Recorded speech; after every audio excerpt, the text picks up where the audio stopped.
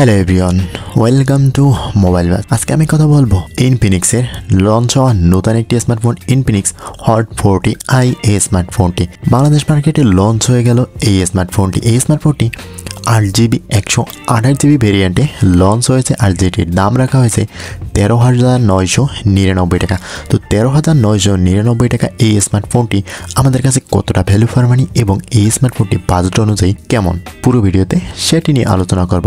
তাহলে ভিডিওটি শুরু করা যাক। প্রথমে যদি এই স্মার্টফোনটির ডিজাইন এবং বিল্ড কোয়ালিটি নিয়ে কথা বলি, তাহলে ফোনটি দেখতে একেবারে চমৎকার। ক্যামেরার ডিজাইনটা একেবারে আইফোন কোয়ালিটিতে সাজানো হয়েছে, যেটি দেখতে মোটামুটি সবার কাছেই বেস্ট মনে হবে। বক্সি টাইপের ডিজাইন এবং ডট নচ ডিসপ্লের সাথে আসা এই স্মার্টফোনটি দেখতে আউটলুকটা অসাধারণ। এই স্মার্টফোনটি ওয়েট থাকছে 190 গ্রাম এবং থিকনেস 8.3 মিলিমিটার। ফোনটি থাকবে বেশ কিছু কালারে, স্টারলিট ব্ল্যাক, পালাম ব্লু এবং হরিজন গোল্ডের সাথে স্টারফুল গ্রিন কালার। ওভারঅল ফোনটি ওয়েট থিকনেস মোটামুটি বাজেট অনুযায়ী ঠিকঠাক থাকছে। এরপরে স্মার্টফোনটি ডিসপ্লে সেকশনে ফোনটিতে অফার করেছে 6.56 ইঞ্চির একটি IPS LCD পাঞ্চুয়াল ডিসপ্লে, যেখানে অফার করা হয়েছে 90Hz রিফ্রেশে 480 নিট পর্যন্ত ব্রাইটনেস। থাকছে 720x1612 পিক্সেল রেজুলেশনের ডিসপ্লে, 269 PPI ডেন্সিটি এবং 20:9 অ্যাসপেক্ট রেশিও। তো ওভারঅল ফোনটি যদি ডিসপ্লে নিয়ে কথা বলি, 90Hz রিফ্রেশে এবং ডট নচ ডিসপ্লেটা প্লাস পয়েন্ট থাকছে। তবে এখানে সাইড বেজেলের দিকে তাকালে একটু মোটাসোটা মনে হয়, তবে দাম অনুযায়ী কিছুটা আরও ন্যারো করা যেত তাহলে দেখতে বেশ চমৎকার লাগতো। এবং ব্রাইট ফুল মোটামুটি ঠিকঠাক থাকছে, আউটডোর কিছুটা প্রবলেম ফেস করলেও মোটামুটি চালিয়ে নেওয়ার মতন। এরপরে স্মার্টফোনটি পারফরমেন্স সেকশনে ফোনটিতে অফার করা হয়েছে ইউনিসক টাইগার T606 এর একটি 12 ন্যানোমিটার চিপসেট, যার CPU হিসেবে থাকবে 1.6 GHz অক্টাকোর এবং GPU হিসেবে থাকবে মাইলেজ 57 MP অন। আর ফোনটি রান করাবে XOS 13 এর সাথে Android 13। আর ফোনটিতে তো র্যাম হিসেবে থাকবে 8GB 128GB। তবে এই স্মার্টফোনটির পারফরমেন্স সেকশনে যদি দিকে তাকাই, তাহলে এই স্মার্টফোনটিতে একেবারেই হতাশজনক অবস্থায় থাকছে স্মার্টফোনটির পারফরমেন্স সেকশন।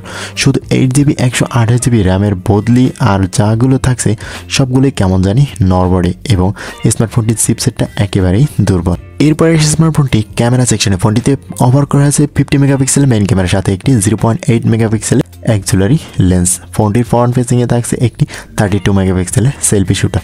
ক্যামেরা সেকশনটা মোটামুটি মানিয়ে নেওয়ার মতো। ব্যাক ক্যামেরা 50 মেগাপিক্সেল এবং ফ্রন্ট ফেসিংয়ে 32 মেগাপিক্সেল ওয়াইড অ্যাঙ্গেল ক্যামেরা, আপনি মোটামুটি বেশ ভালো ছবিতে তুলতে পারবেন। এবং ফোনটির ব্যাক এবং ফ্রন্ট ক্যামেরা দিয়ে 1080p 30 fps ভিডিও রেকর্ড করা যাবে। শক্ত হাতে ভিডিও করলে মোটামুটি চালিয়ে নেওয়ার মতন ছবি পাওয়া যাবে। এরপরে আসি স্মার্টফোনটির পাওয়ার সেকশনে ফোনটিতে অফার করা হয়েছে 5000 mAh এর ব্যাটারি এবং ওয়ার্ডের চার্জার। অ্যাডভান্টেজ হিসেবে 5000 mAh আপনাকে যথেষ্ট সাপোর্ট দিবে। 5000 mAh দিয়ে আপনি পুরো দিন অনায়াসে ইউজ করতে পারবেন। এর দিয়ে খুব রিসেন্টলি ফোনটিকে চার্জ করতে পারবেন। তবে এখানে স্মার্টফোন ব্যাটারির সেকশনটা বেশ ভালো। এছাড়া স্মার্টফোনটি কানেক্টিভিটি সিস্টেমে থাকছে ওয়াইফাই, ব্লুটুথ, NFC-টাও থাকছে, USB Type-C পোর্ট থাকছে এবং সাউন্ড কোয়ালিটি মোটামুটি বেশ ভালো। এবং সিকিউরিটি হিসেবে থাকছে স্মার্টফোনটিতে সাইড মাউন্টেড ফিঙ্গারপ্রিন্ট সেন্সর। তো এই বাজেটে স্মার্টফোনটি আমার কাছে পারফরমেন্স সেকশনটা একেবারে নরমাল হয়েছে, ডিসপ্লে সেকশনটা মোটামুটি এবং ব্যাটারি সেকশনটা বেস্ট মনে হয়েছে। স্মার্টফোনটি ব্যাটারি এবং ডিজাইনের দিক থেকে বেস্ট থাকলেও স্মার্টফোনটি ডিসপ্লে এবং পারফরমেন্সের দিক থেকে বেশ কমতে থাকছে। আপনার কাছে এই বাজেটে স্মার্টফোনটি কেমন হতে পারে অবশ্যই কমেন্ট করে জানাবেন। আজকের ভিডিওটি এই পর্যন্তই, কথা হবে নেক্সট কোনো ভিডিওতে।